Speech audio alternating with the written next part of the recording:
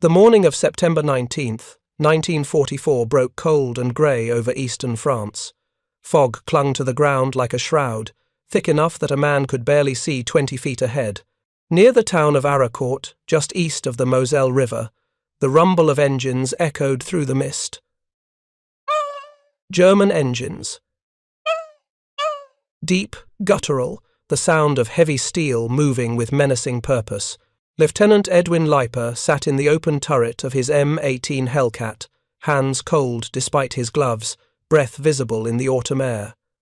Around him, the landscape was invisible, swallowed by grey nothingness. His crew waited, tense and silent. The driver, Corporal Jimmy Walsh, kept his foot near the accelerator, ready. The gunner, Sergeant Henry Hartman, tracked shadows through his sight, searching for targets that might materialize at any second. Then Leiper saw it. A dark shape emerging from the fog, not the whole vehicle, just the muzzle. A long, deadly barrel pointed almost directly at him, no more than 30 feet away. For a heartbeat, time stopped. Then training took over. Leiper's voice cracked through the radio, calm but urgent, deploying his platoon. Hartman already had the German tank in his sights. The Hellcat's 76mm gun roared. The German Panther, caught completely by surprise, erupted in flame. Before the echo faded, Leiper's platoon had found 4 more targets in the fog. 5 minutes. 5 German tanks destroyed. 1 Hellcat lost. The Germans had come expecting easy prey. They had found something they didn't believe existed. A tank destroyer that moved faster than anything they'd ever faced, crewed by men who had learned to fight like ghosts. If you're enjoying this deep dive into the story, hit the subscribe button and let us know in the comments from where in the world you are watching from today. This was the M18 Hellcat's defining moment. But the story of how American crews came to master this unlikely weapon began months earlier, in the mind of a man who refused to accept that armor had to mean slowness. The year was 1942, and the United States Army was learning harsh lessons about modern armored warfare. In North Africa, American tankers had faced Rommel's Afrika Korps and discovered that bravery alone wouldn't stop a German 88mm gun. Young men who'd trained on obsolete equipment died in burning Shermans and improvised tank destroyers that couldn't match German range or firepower. The doctrine was clear, but the tools were inadequate. America needed a weapon that could hunt German tanks without becoming an easy target itself. Lieutenant Colonel Andrew Davis Bruce had a vision that bordered on heresy. Most military planners believed tank destroyers should be heavily armored, mobile fortresses that could absorb punishment while dishing it out.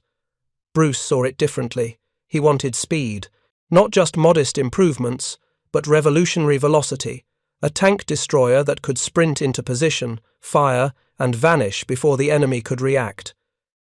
His superiors were skeptical. The existing M10 tank destroyer, built on a Sherman chassis, weighed over 30 tons and plodded along at 30 miles per hour. It was reliable but predictable. Bruce wanted something that could hit 55 miles per hour. They thought he was dreaming. But Bruce understood something about the nature of tank warfare that many didn't grasp. In the deadly calculus of armored combat, the side that controlled positioning controlled the outcome. A slower, heavier tank destroyer would always be reactive, always arriving after the Germans had chosen the battlefield. Speed meant initiative. Speed meant survival. The Ordnance Department listened, though with reservations. In December 1941, they issued requirements for a new tank destroyer. It would use torsion bar suspension for stability at high speeds. It would mount a powerful gun, and crucially, it would sacrifice armor for velocity. What emerged from these specifications was a vehicle that looked wrong to conventional eyes. When the first prototypes rolled out of General Motors' Buick division in April 1943, even the crews who would test them weren't sure what to make of it. The vehicle that would become the M18 was low-slung and angular, with a profile that seemed almost skeletal compared to the chunky Sherman tanks American soldiers knew. Its turret sat open to the sky, offering no protection from above. The armor was thin, barely an inch thick in most places. A determined rifle shot could penetrate the sides. The crew compartment felt exposed, vulnerable. But when the engine fired up, everything changed.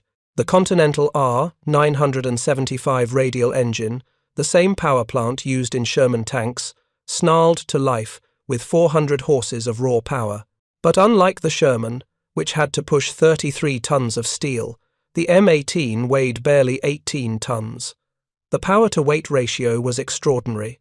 Test drivers on the Buick Proving Grounds in Michigan discovered they could push the Hellcat past 55 miles per hour on roads.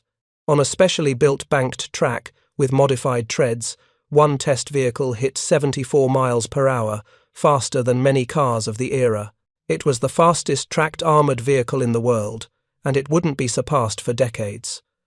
The men of the 704th Tank Destroyer Battalion were the first to truly put the M18 through its paces. They'd originally trained on the M3 gun motor carriage, essentially a 75mm gun mounted in the back of a half-track. The M3 was useful, but terrifyingly exposed. When the T-70 prototypes arrived for testing, the 704th approached them with cautious hope. The early tests revealed problems. Engines overheated, radios failed. The thin armor made crews nervous. But the 704th also discovered something remarkable. The M18 could do things no other American armored vehicle could do.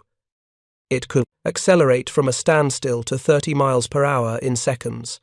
It could traverse rough terrain that would bog down heavier vehicles. And most importantly, it could reposition faster than any German tank could rotate its turret. The battalion submitted detailed reports suggesting improvements to cooling systems, ammunition storage, and crew ergonomics. Buick's engineers incorporated nearly all of their recommendations. By the time production models began rolling off the assembly line in July 1943, the M18 had evolved into a weapon system built around one core principle: hit and run.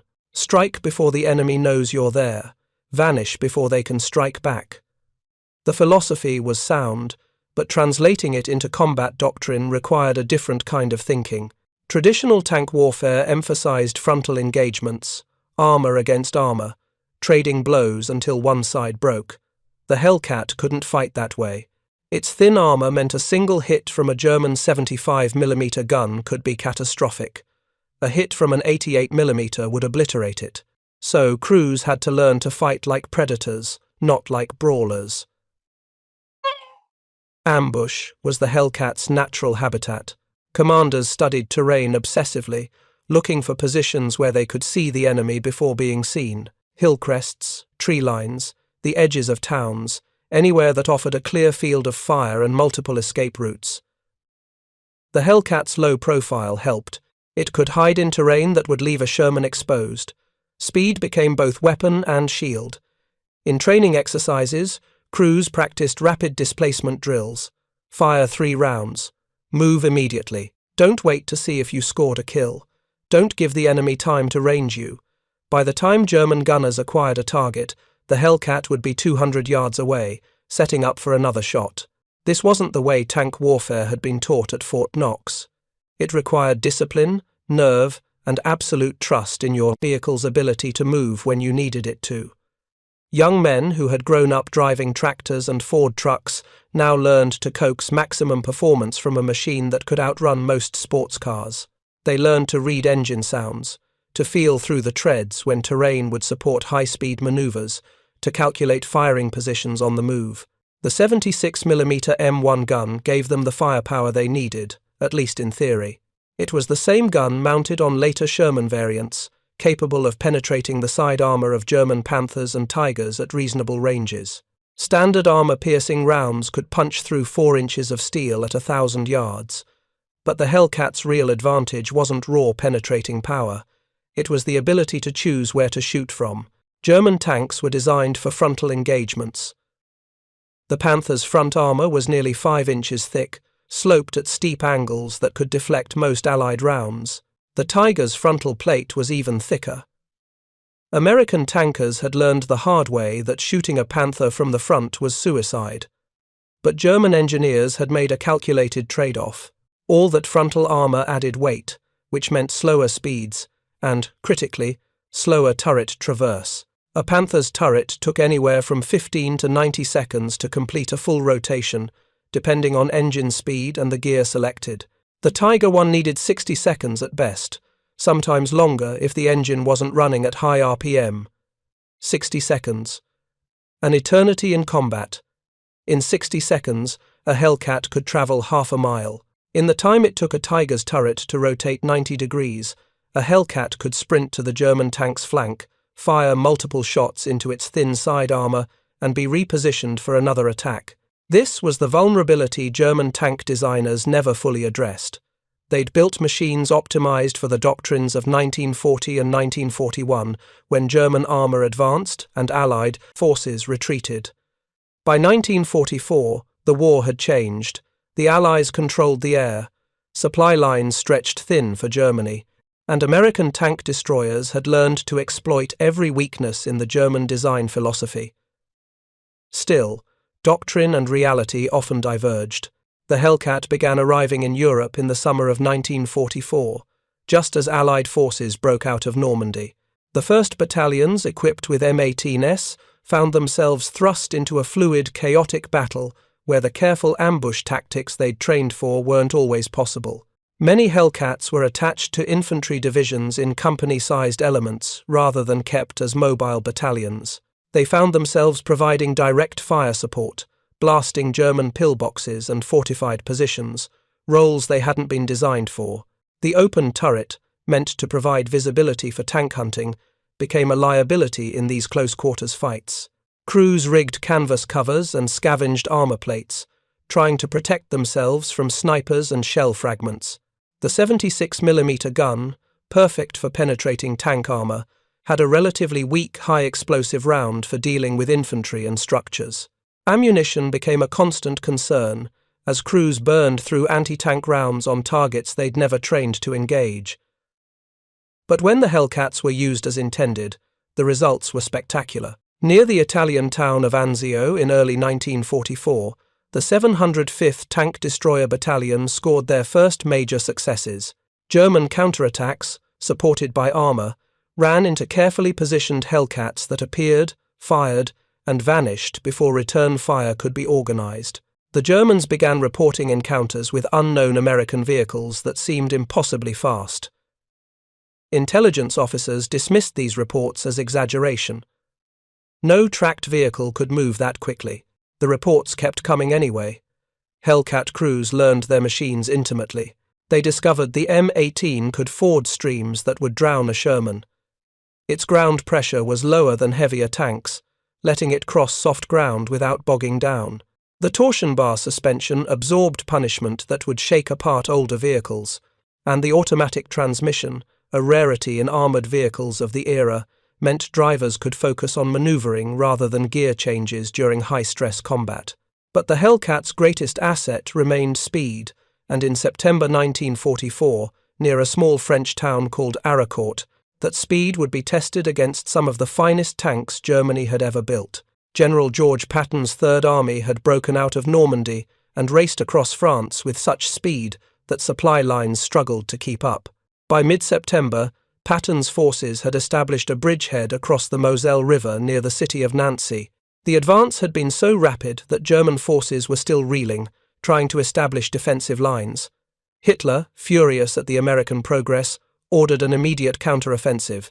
The 5th Panzer Army would strike at Patton's exposed flank, cutting off the bridgehead and stopping the American advance cold. To lead this attack, the Germans deployed the 113th Panzer Brigade, equipped with the Panther Ausf G, widely considered the best medium tank in the German arsenal. The Panther combined excellent firepower, good mobility for its size, and formidable armor. Its 75mm KBUK-42 gun could kill a Sherman at ranges where American guns couldn't reply. German tank crews, many of them veterans of the Eastern Front, were confident. They'd faced Soviet T-34 seconds and IS-2 seconds. American Shermans, they believed, would be easy prey. The 704th Tank Destroyer Battalion, attached to Patton's 4th Armoured Division, had been repositioning through the night of September 18th. Their Hellcats moved through darkness, engines running quiet, crews exhausted, but alert. They knew German armor was in the area.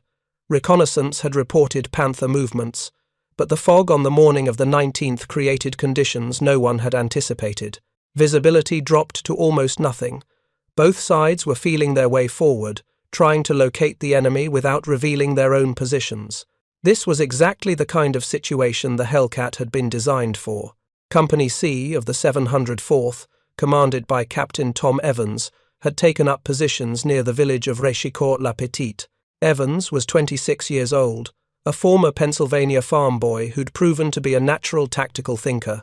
He'd positioned his 3 platoons in a loose defensive arc, each platoon with clear fields of fire but also clear escape routes. When the fog rolled in, he made a crucial decision. Hold position, let the Germans come to us. Lieutenant Leiper's platoon sat in a slight depression, hull down, almost invisible in the fog. The crew waited, listening. Tank engines to the east, getting closer. The sound was wrong, though. Too deep, too powerful. These weren't Shermans. Panthers. When the German tank emerged from the fog, so close that Leiper could see the commander's head in the cupola, there was no time for elaborate tactics. Hartmann's first shot took the Panther in the turret ring, where armor was thinnest. The German tank exploded, the turret blown clean off by the ammunition cooking off inside. The noise was enormous, echoing through the fog. For a moment, chaos reigned. German tanks, moving in column because of the poor visibility, suddenly realized they were under attack, but couldn't see where the fire was coming from. Leiper's other 3 Hellcats opened fire almost simultaneously. 2 more Panthers died in seconds. The German commander, a veteran who'd survived 2 years on the Russian front, tried to organize a response. His tanks attempted to pivot, to bring their guns to bear on these ghost attackers. But the Hellcats were already moving. Walsh gunned the engine, and the M18 leaped forward, tracks spitting mud, disappearing into the fog before the German return fire arrived. 30 seconds later, they were 200 yards away, in a new position, ready to fire again. The pattern repeated through the morning. German tanks would advance, seeking to locate and destroy the American force. Hellcats would appear, fire multiple rounds, and vanish. Sometimes they'd hit from the flanks, where Panther armor was only 40 mm thick, easily penetrated by the 76 mm gun. Sometimes they'd hit from behind, targeting engine decks and ammunition storage. The Germans, trained to fight in open terrain where their superior range and armor gave them the advantage, found themselves in a knife fight where those advantages meant nothing. You couldn't use your range advantage when you couldn't see past 50 feet. You couldn't rely on frontal armor when the enemy kept hitting you from the sides, and you couldn't return fire effectively when the target moved faster than your turret could traverse. Sergeant Hartmann's Hellcat alone destroyed 6 Panthers that morning. His crew worked with mechanical precision, loader slamming rounds home, gunner acquiring targets, commander directing fire. Between shots, they'd move, never staying in one place long enough to become a target. Hartmann later recalled that the fog was both enemy and ally. It hid them from German gunners, but it also meant they were firing at shapes, shadows, unable to fully confirm kills before moving. The adrenaline was overwhelming, time compressing and expanding strangely. Minutes felt like hours, hours passed like seconds. Other platoons from Company C joined the fight. Captain Evans, watching the battle develop, fed his units into positions where they could support each other without clustering too close. German doctrine called for tanks to mass their fire, overwhelming defenders through concentrated firepower. Evans denied them that opportunity. His Hellcats fought as individuals, each crew autonomous, each movement unpredictable. By midday, the fog began to lift. What the Germans saw horrified them. The road toward Arracourt was littered with burning Panthers. 15 of the 113th Panzer Brigade's tanks were destroyed or disabled. German infantry, advancing behind the armor, found themselves unsupported and exposed. They fell back in disarray. The 704th had lost 1 Hellcat in that first engagement. By the end of the day, as German forces regrouped and tried again, they'd lose 2 more. But the kill ratio was extraordinary. For every Hellcat knocked out, The Germans lost multiple Panthers. This wasn't how armoured warfare was supposed to work. The heavier, better-armed tank was supposed to win. Yet here were these thin-skinned American tank destroyers, outmanoeuvring and outfighting some of the best tanks in the German arsenal. The Battle of Arracourt continued for 3 days. The 113th Panzer Brigade threw itself at the American positions repeatedly, trying to break through to the Moselle bridges. Each attack met the same result. Hellcats, using their speed to choose the terms of engagement, would appear, strike, and withdraw before German gunners could effectively respond. When the Panthers tried to pursue, they'd find themselves ambushed by other Hellcats positioned along likely routes. The American tank destroyers were fighting as a coordinated swarm, each element supporting the others. German after-action reports from Arracourt reveal frustration and confusion. Panzer commanders described American vehicles that could somehow be in multiple places at once. They reported shot traps that seemed to vanish before return fire could be brought to bear. One company commander wrote that his Panthers never got close enough to use their superior range advantage before Hellcats struck their flanks and disappeared. The psychological impact was significant. German crews, many of them veterans who'd fought with confidence since the early war years, began to feel hunted. The tables had turned in ways they hadn't anticipated. By September 22nd, when the German offensive finally stalled, the 704th Tank Destroyer Battalion had destroyed 39 German tanks, mostly Panthers, with some Panzer IVs mixed in. They'd lost 4 M18s destroyed and 3 damaged but repairable. The kill-to-loss ratio, nearly 10-1, was among the best achieved by any American armoured unit in the war. More importantly, they'd stopped a major German counteroffensive, buying Patton's Third Army crucial time to consolidate their positions and prepare for the next phase of advance. General Bruce's vision of a fast, lethal tank destroyer had been vindicated in the mud and fog of eastern France. The Hellcat had proven that in armoured warfare, speed and positioning could trump weight and armour. German tankers, who'd begun the war believing their superior technology and tactics would guarantee victory, now faced an opponent who'd learned to turn their strengths into vulnerabilities. But Arracourt was just the beginning. As the war ground toward winter, the Hellcat would face its greatest test yet, in the frozen forests of the Ardennes, where German armour would make one final desperate gamble to turn the tide of war. December 1944. The Ardennes forest stretched across eastern Belgium and Luxembourg, a dense wilderness of pine and oak where roads cut narrow corridors through terrain that seemed designed to swallow armies. Winter had arrived early and bitter, bringing snow that muffled sound and reduced visibility to ghostly shapes among the trees. American forces, stretched thin after months of continuous advance, held defensive positions that commanders assured them were quiet sectors, places to rest and refit after the brutal autumn campaigns. They were wrong. At 5:30 in the morning on December 16th, the forest erupted. German artillery, over 1,000 guns firing in coordinated barrages, tore through the winter darkness.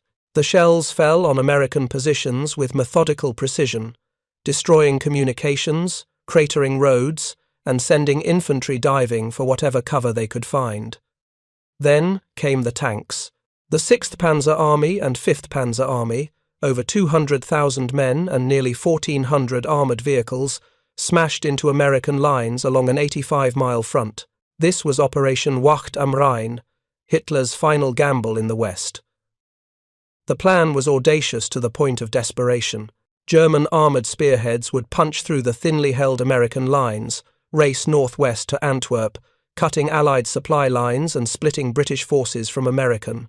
It was a strategy born from the victories of 1940, when German panzers had torn through France.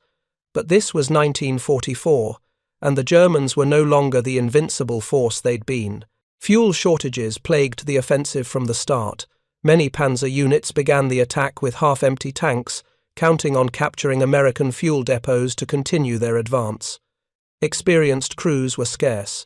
Many of the men manning German tanks were barely trained replacements, boys of 16 and 17 mixed with exhausted veterans pulled from hospitals and rear areas. Yet the initial shock was devastating.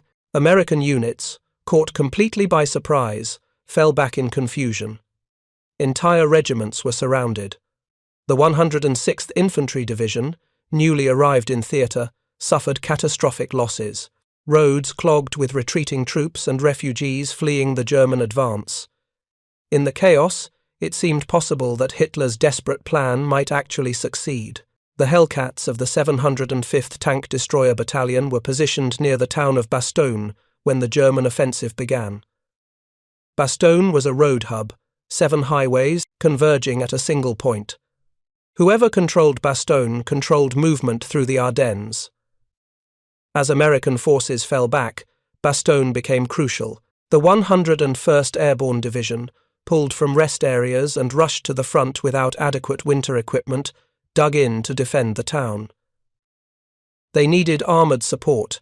The 705th, equipped with M18 SES, raced north through snow and ice to reach them. The roads were nightmares.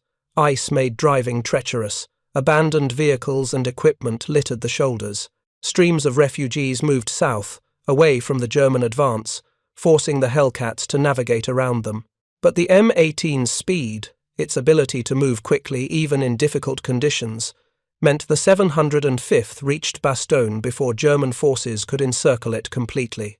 In December 19th and 20th, as German panzer units closed the ring around Bastogne, 4 Hellcats from the 705th found themselves attached to Team de Sobry. This was a battalion-sized task force, a mix of tanks, infantry, and tank destroyers, commanded by Major William de Sobry. Their mission was to hold the village of Neuville, north of Bastogne, for as long as possible, delay the German advance, buy time for the defences at Bastogne to solidify. It was a mission everyone understood might be one way. Neuville sat on exposed terrain, dominated by higher ground to the north where German armour was massing. The morning fog on December 20th was thick, reminiscent of Arracourt but colder, with the kind of penetrating dampness that froze into bones. The Hellcat crews, huddled in their open turrets, tried to stay warm. They'd rigged canvas and tarps over the turret openings, but the winter air still bit through every gap. Visibility was perhaps 100 yards at best. Then the Germans came. Not cautiously, not probing. They came in mass. The 2nd Panzer Division, one of Germany's elite armoured formations, had been tasked with taking Neuville and pushing on to Bastogne. They attacked with over 30 tanks, Panthers and Panzer IVs, supported by Panzer Grenadiers. The first warning was sound. Engine noise from the north, growing louder, then shapes in the fog. The lead Panther emerged like a grey ghost, turret traversing, searching for targets. The Hellcats opened fire simultaneously. 3 rounds, fired within seconds of each other, all found targets. The lead Panther staggered, hit twice in the turret, once in the track. It stopped, immobilized but still dangerous. Behind it, other German tanks were trying to deploy from column into line, but the narrow roads and limited visibility made coordination nearly impossible. This was Arracourt again, but colder, more desperate. The 4 M18s moved constantly. Fire, displace, find a new position, fire again. Their crews had learned the lessons of September. Never stay static, never give the enemy time to range you. But Neuville was different from Arracourt in crucial ways. The terrain was more confined, escape routes were limited, and the Germans kept coming, wave after wave, accepting losses because they had to break through. One Hellcat, commanded by Sergeant James Cullen, found itself cut off when German infantry infiltrated between American positions. Cullen's driver, seeing Panthers approaching from 2 directions, made a split-second decision. He gunned the engine and rammed straight through a wooden fence, across a frozen field, and into a small stand of trees where the Hellcat could hide. They sat there for 20 minutes, engine idling quietly, as German tanks moved past 50 yards away. When the Panthers had passed, Cullen's crew emerged and hit them from behind, destroying 2 before displacing again. The battle for Neuville lasted through the day. American forces, outnumbered and running low on ammunition, were slowly pushed back. But the delay they'd bought was crucial. While the 2nd Panzer Division ground itself down against Neuville's defences, the 101st Airborne solidified Baston's perimeter. When de Saubry finally gave the order to withdraw, 3 of the 4 Hellcats made it out. The 4th, its engine damaged by a near miss from an 88, had to be abandoned. Its crew escaped on foot, carrying their wounded gunner between them. If you find this story engaging, please take a moment to subscribe and enable notifications. It helps us continue producing in-depth content like this. The siege of Bastogne became legendary. Surrounded, outnumbered, low on supplies, the defenders held. The 705th Tank Destroyer Battalion's remaining Hellcats fought from within the perimeter, darting out to intercept German probes, then racing back before they could be cut off. The M18's speed became even more critical in this kind of fighting. When German armour appeared on one section of the perimeter, Hellcats could respond from across town in minutes, arriving before the attack could develop momentum. General George Patton, commanding the Third Army to the south, launched a relief operation on December 22nd. His forces had to wheel 90 degrees, disengaging from their current operations and attacking north through winter storms. It was a logistical miracle, moving entire divisions on ice-covered roads. The Hellcats of the 704th Tank Destroyer Battalion, the same unit that had fought at Arracourt, led elements of the advance. They'd learned in September how to use speed and surprise. Now they'd apply those lessons in winter conditions that would have stopped most armoured vehicles cold. The M18's relatively light weight became an advantage. Heavier Shermans broke through ice on frozen streams. Panthers and Tigers, with their massive weight, had to find bridges or solid fords. The Hellcats, at 18 tons, could cross ice that wouldn't support heavier vehicles. They could also navigate through snow that would bog down 30-ton tanks. Patton's relief column reached Bastogne on December 26th, breaking the siege. The Hellcats that had fought from inside the perimeter linked up with the Hellcats attacking from outside, and for a moment, exhausted crews allowed themselves to believe the worst was over. It wasn't. The Battle of the Bulge would continue into January. German forces, their offensive broken but not destroyed, fought with desperate skill. They knew this was their last chance. If the Ardennes offensive failed, Germany had no strategic reserves left. Every engagement became critical. The Hellcat battalions operated in conditions their designers had never anticipated. Mechanical issues that had been minor in warmer weather became critical in sub-zero temperatures. Engines had to be started every few hours to prevent fluids from freezing. Track links froze and had to be heated before they'd move properly. The open turrets, designed for visibility in tank hunting, became torture chambers in winter storms. Crews stuffed newspaper and cardboard into every gap, trying to keep warm. Some rigged small gasoline heaters, risking fire to ward off frostbite. Yet the M18's fundamental advantages remained valid even in winter. Speed, maneuverability, and the ability to choose when and where to fight.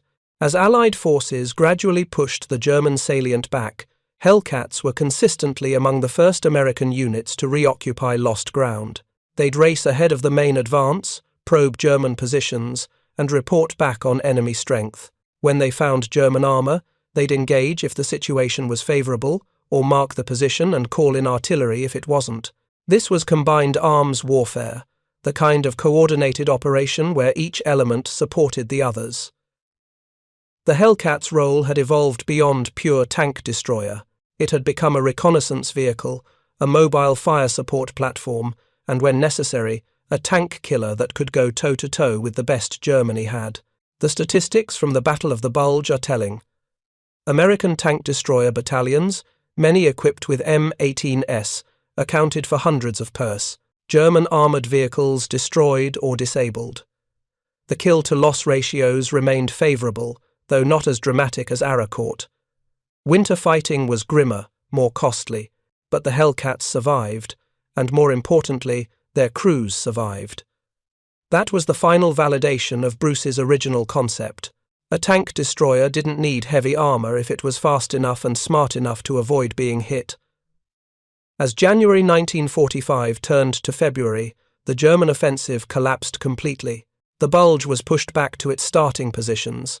Hitler's last gamble had failed, costing Germany tanks, fuel, and men it couldn't replace. The road to the Rhine was open. The Hellcats, battered but operational, prepared for the final push into Germany itself. The campaigns of early 1945 were different in character from what had come before. German resistance was fierce but increasingly desperate. Panzer divisions that had been formidable in September were now shadows, a handful of tanks supported by whatever infantry could be scraped together.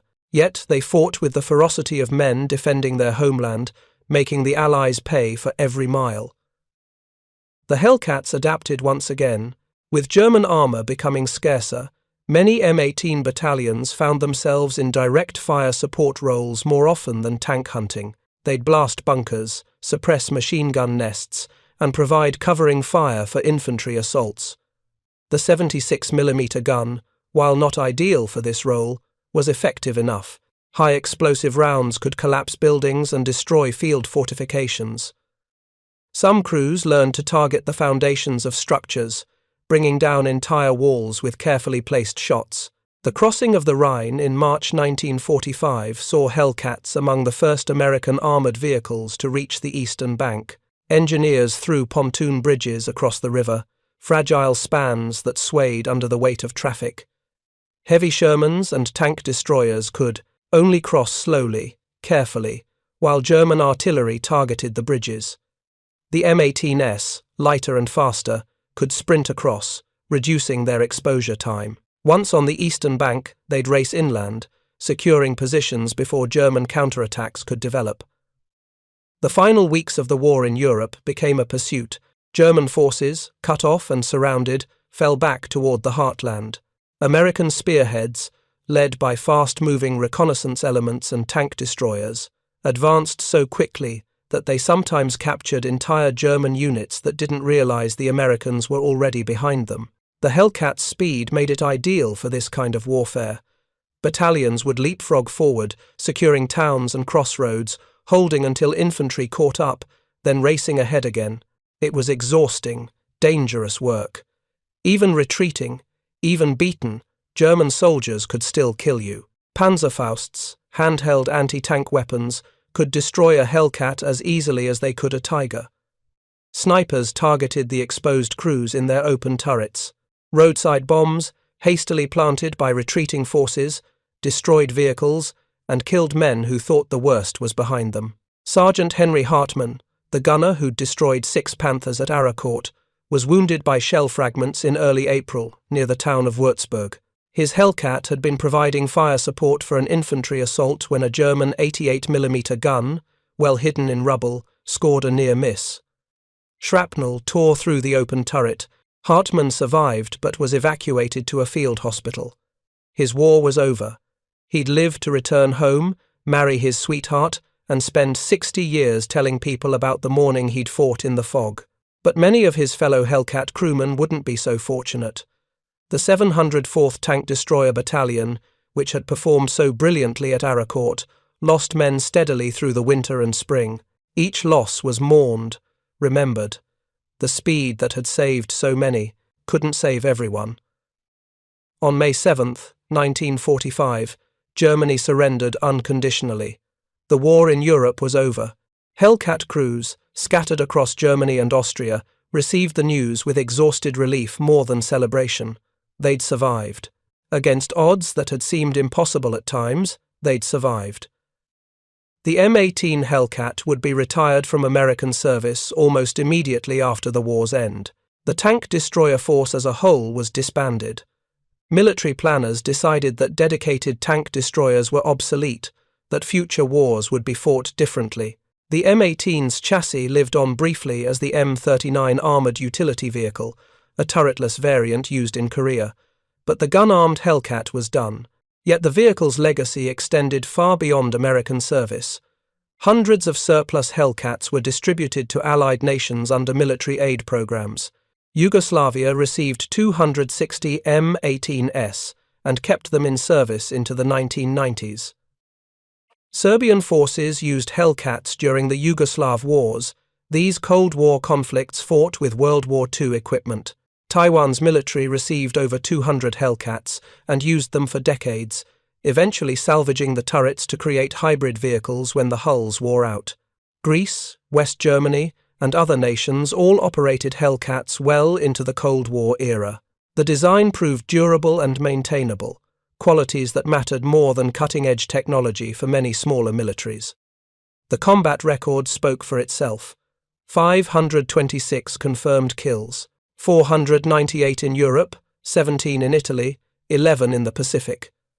A kill-to-loss ratio of 2.4 to 1, better than any other American tank or tank destroyer in the war. The 704th Tank Destroyer Battalion alone claimed over 90 German armoured vehicles destroyed. The 603rd, which was also equipped with M18s, reported similar numbers. These statistics tell part of the story, but only part. Numbers don't capture the psychological impact of facing an enemy that could be anywhere at any time. German tank crews, accustomed to dominating battlefields through superior technology and training, found themselves hunted by vehicles they'd initially dismissed as inadequate. The Hellcat forced German doctrine to adapt, to become more cautious, more defensive. That shift, multiplied across hundreds of engagements, helped tilt the armoured balance in favour of the Allies. The men who crewed the Hellcats came home changed. They'd gone to war as boys, many of them barely out of high school. They returned as men who'd seen friends die, who'd killed other men, who'd learned that survival was as much luck as skill. Some adapted well to peacetime. Others struggled with memories that wouldn't fade, with nightmares of burning tanks and fog-shrouded forests. The post-war years weren't kind to many veterans, whose sacrifices were acknowledged but not always understood. Lieutenant Edwin Leiper, who'd led his platoon through that first engagement at Arracourt, returned to his hometown in Ohio. He worked as a high school teacher for 40 years, rarely speaking about the war.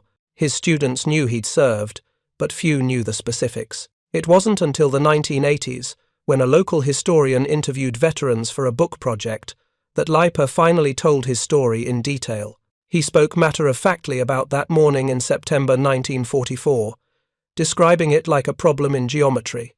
Angles, distances, timing.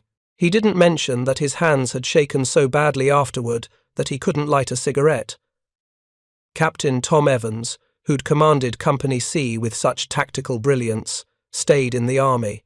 He rose to the rank of colonel, serving in Korea and eventually retiring in 1968. Evans never claimed to be anything special. When asked about Arracourt in interviews, he'd deflect credit to his crews. "I just told them where to go," he'd say. "They did the fighting." The truth was more complex. Good leadership in combat is about making split-second decisions with incomplete information, about knowing when to attack and when to withdraw, about keeping men alive while still accomplishing the mission. Evans excelled at all of it. In the decades after World War II, military historians debated the M18's design philosophy. Some, like Stephen Zaloga, argued the Hellcat was poorly balanced, that its thin armour and specialised role made it less useful than it could have been. They pointed out that most Hellcats spent more time in infantry support roles than hunting tanks, suggesting the original doctrine was flawed.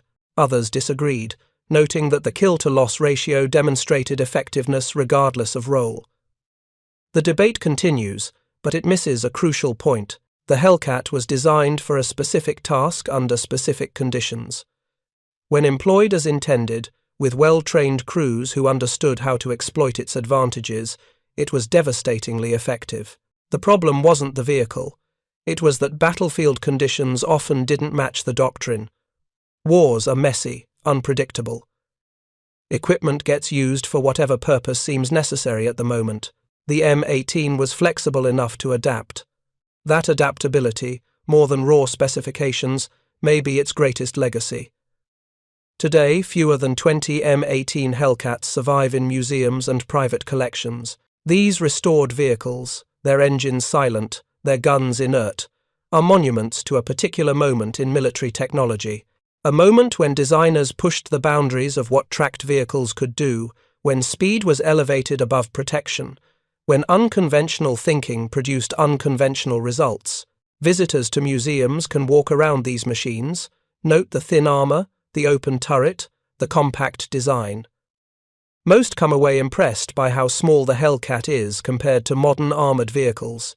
An M1 Abrams tank weighs 70 tons, more than 3 times the Hellcat's weight. Yet the Abrams, with all its modern technology, still can't match the M18's top speed. 75 years later, the Hellcat remains the fastest tracked armoured vehicle ever fielded in quantity. The men who fought at Arracourt and Bastogne, who drove those Hellcats through fog and snow and mud, are nearly all gone now. The youngest World War II veterans are in their late 90s. Soon there will be no one left who remembers what it felt like to sit in that open turret, to feel the engines roar through the deck plates, to see a German Panther emerge from the mist and know you had seconds to react or die. Their stories survive in archives, in recorded interviews, in the letters they wrote home. These primary sources reveal men who were scared and brave, who complained about the cold and the food and the danger, who formed bonds with their crews that lasted lifetimes. They didn't think of themselves as heroes. They thought of themselves as soldiers doing a job, trying to survive, trying to get home. The M18 Hellcat was their tool, their weapon, their home on wheels. It wasn't perfect. Its thin armor was a constant source of anxiety.